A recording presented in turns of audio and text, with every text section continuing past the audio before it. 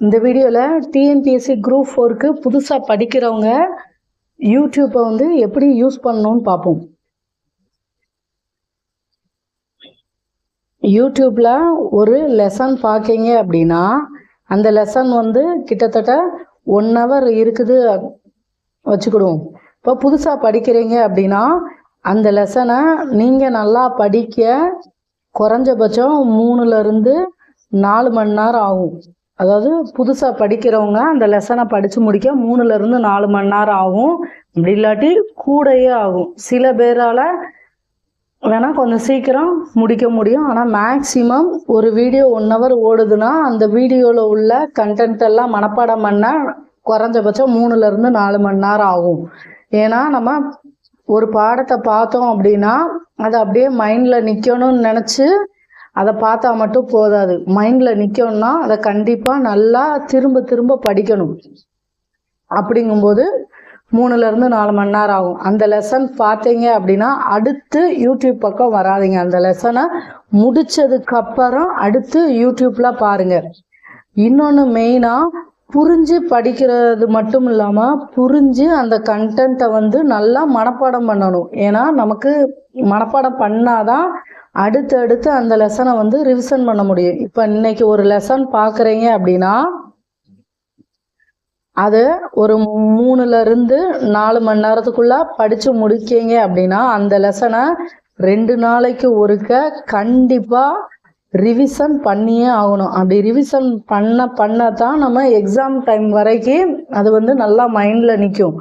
இன்னைக்கு ஒரு பாடம் பார்க்கீங்க அப்படின்னா அதை படித்து முடித்து 2 நாள் கழித்து ரிவிஷன் பண்ணணும். திரும்ப ஒரு 3 நாள் கழித்து ரிவிஷன் பண்ணணும். அடுத்து ஒரு வாரம் முடிகிறதுக்கு முன்னாடி அந்த பாடத்தை வந்து ரிவிஷன் பண்ணணும். இதே மாதிரி அடுத்த நாள் அடுத்த லெசன் பார்க்கீங்க அப்படின்னாலும் அதை படித்து முடிச்சுட்டு ஃபஸ்ட்டு பார்த்த லெசனையும் அதுக்கடுத்து பார்த்த லெசனையும் கண்டிப்பாக ரிவிஷன் பண்ணிக்கிட்டே இருக்கணும். இப்போ ஒரு வாரத்தில் குறைஞ்சபட்சம் ஒரு 4 லெசன் படிக்கிறீங்க அப்படின்னா, இது எக்ஸாம்பிளுக்கு 4 லெசன் படிக்கிறீங்கன்னா 2வது வாரம் ஸ்டார்டிங்கில் இந்த 4 லெசனையும் ரிவிஷன் பண்ணிட்டு அடுத்து புது பாடத்தை படிங்க.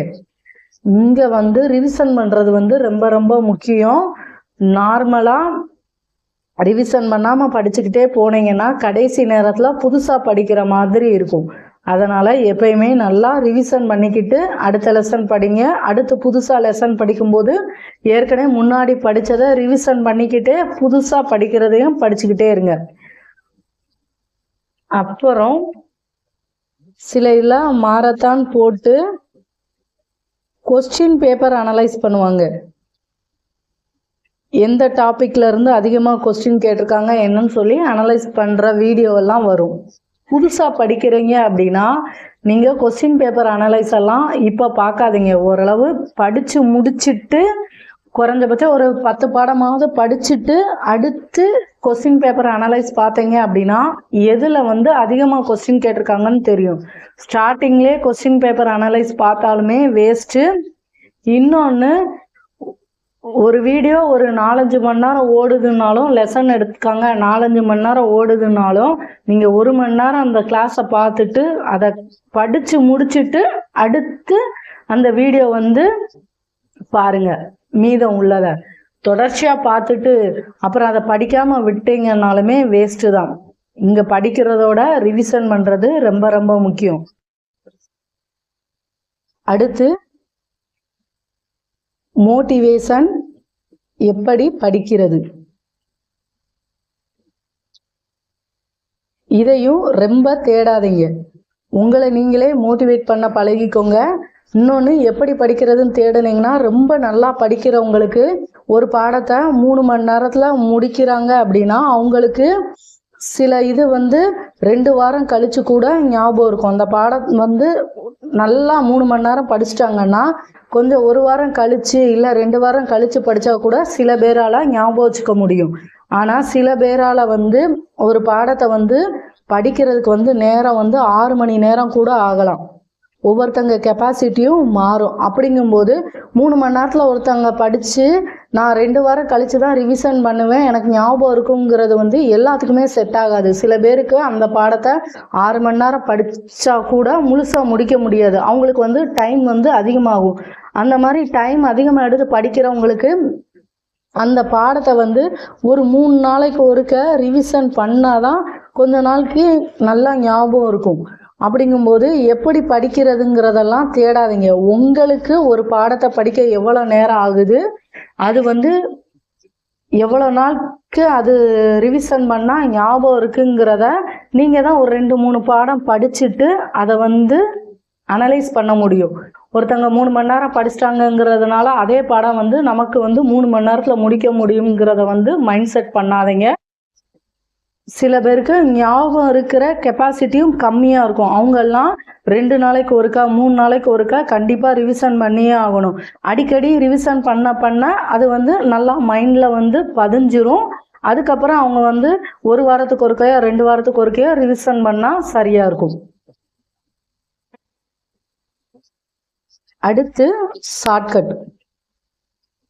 மேக்ஸிமம் ஷார்ட்கட் வந்து அவாய்ட் பண்ணிடுங்க. ஏன்னா இப்போ கொஸ்டின் எல்லாம் நல்லா ஸ்டாண்டர்டாக கேட்காங்க. அதுவும் இல்லாமல் நம்ம யோசித்து ஆன்சர் பண்ணுற மாதிரி தான் இருக்கும். சில கொஸ்டின் எல்லாம் ஷார்ட்கட் மட்டும் பார்த்தீங்க அப்படின்னா கான்செப்ட் எதுவுமே புரியாது. மேக்ஸிமம் ஷார்ட்கட் அவாய்ட் பண்ணிடுங்க. ஏதாவது 1-2 இடத்துல வேணால் ஷார்ட்கட் யூஸ் ஆகுமே ஒழிய எல்லாமே ஷார்ட்கட் வச்சு படிக்கணுங்கிறது வந்து இனிமேல் வந்து செட் ஆகாது. ஏன்னா ஒவ்வொரு பாடத்தையும் புரிஞ்சு படிக்கணும். புரிஞ்சு படித்தா மட்டும்தான் நம்ம எக்ஸாம் ஹாலில் போய் நம்மளால் ஆன்சர் பண்ண முடியும். பிகினர்ஸாக இருக்கவங்களுக்கு இப்போதைக்கு டெஸ்ட் பேட்ச் வந்து மேக்ஸிமம் அவசியம் இல்லை. ஏன் அப்படின்னா நீங்கள் ஸ்டார்டிங்கில் இருந்து படிக்கும்போது நல்லா தரவாக படிக்கணும், தெளிவாக படிக்கணும். அப்படிங்கும்போது கொஞ்சம் டைம் எடுக்கும். அவங்க கொடுத்துருக்க ஷெடியூலெல்லாம் ஒரு 100க்கு 2 பேரால் மட்டும்தான் அதை கம்ப்ளீட் பண்ண முடியும். புதுசாக படிக்கிறவங்க சில பேருக்கெல்லாம் டைம் நிறைய ஆகும். அப்புறம் டெஸ்ட் பேட்சில் ஜாயின் பண்ணீங்க அப்படின்னா அவங்க கொடுத்துருக்கதை படிக்கவும் டைம் பத்தாது. மெயினாக ரிவிஷன் பண்ணால் நேரம் இருக்காது. ஏன்னா அவங்க கொடுத்த டெஸ்ட்டை அட்டன் பண்ணணும்னு சொல்லி ஒரு ஓட்டம் ஓடுற மாதிரி இருக்கும். புதுசாக படிக்கிறவங்க இந்த 3 மாதம், அதாவது டிசம்பர் முடிய எவ்வளோக்கு எவ்வளோ தரவாக படிக்கிறீங்களோ அவ்வளோக்கு அவ்வளவு நல்லது. எல்லாருக்கும் கிடையாது. சில பேரால் அந்த டெஸ்ட் பேட்சை வந்து கண்டிப்பாக அந்த 1 வாரத்துக்குள்ளே அவங்க கொடுத்துருக்க பாடத்தை வந்து கம்ப்ளீட் பண்ணுறது கொஞ்சம் கஷ்டம்.